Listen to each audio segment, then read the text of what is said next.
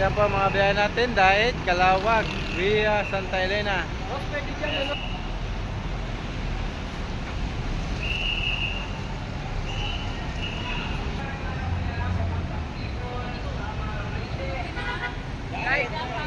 So, yan po yung ating conductor ng Dait. Ina-assist niya po yung pasero. Nagsakay po ng mga bagahe.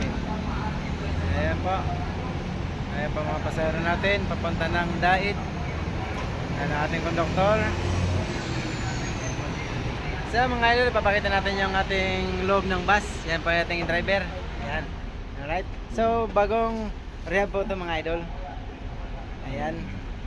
So, nandito po yung loob ng bus. Yan, napakaganda. Ayan, shoutout sa mga taga-Dait, Camarines Norte. Ayan.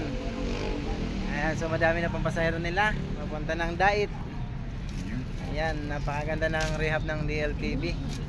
Ayan, yan si ma'am, taga-Dait. So ayan, ito yung bagong bus ng DLTV. Ito yung ating driver din. Ayan, napakaganda ng pagkagawa. May mga sarili-sarili na po pala ito, mga charger. So ito po mga charger ng bus natin na bagong rehab. Ayan. May mga kanya-kanyang charger ang pasahero. Ayan po mga idol. Ayan. Yan po yung charger na to. Ayan. Pwede po kayo magsaksak dyan. Ayan. Kung gusto niyo mag-charge. Napakaganda ng pagkagawa ng DLTV. So ayan po yung ating dispatcher na si Sir Galoso. Ayan. Okay, napakaganda. Napakaganda rin ng mga pasahero. So, ayan na po, alis na po yung biyaheng Dait, Camarines Norte. So, yung mga nagtatanong po sa akin, papunta ng Dait, nandito po, meron po tayo dito ngayon sa Pasay. Meron po sa Cubao, ayan. Ayan. Shout out dito sa ating driver. Ayan. So ito naman po yung ating kasamahan na papuntang Matnog, Bulan, Sorsogon, 1435. So paalis na nga po yung Dait. Katbalogan, Tagpulogan, Palo, Dadampuyan, Santa Pia.